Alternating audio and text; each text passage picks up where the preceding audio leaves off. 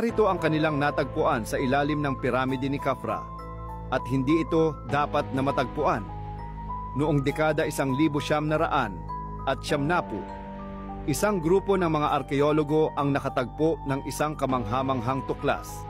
Sa ilalim ng piramide, nakatagpo sila ng 4 na higanteng kwarto. Bawat isa ay may mataas na haligi na gawa sa isang kakaibang, hindi kilalang metal.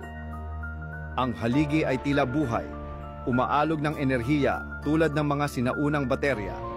Matapos ang mga linggong pagsusuri, natutunan ng grupo kung paano muling mag-charge ng mga ito. Nang maisaaktibo, nagbigay ang mga haligi ng malalim, umaalog na tunog na tumutugma sa enerhiya ng lupa.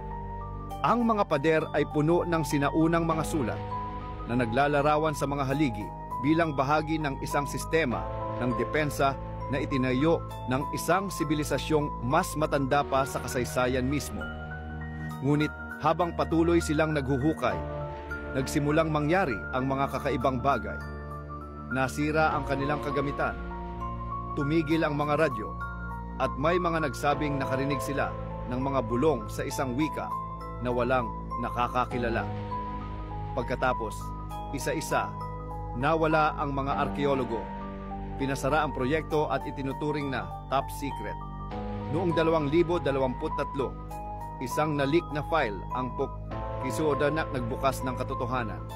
Ang mga haligi ay hindi lang mga baterya, bahagi sila ng isang pandaigdigang sistema ng depensa na layuning protektahan ang planeta mula sa isang hindi kilalang bagay. Ang huling tala mula sa lead scientist ay nagsabing, "Nabuhay namin ang isang sinaunang bagay, at ngayon, pinapanood na kami nito."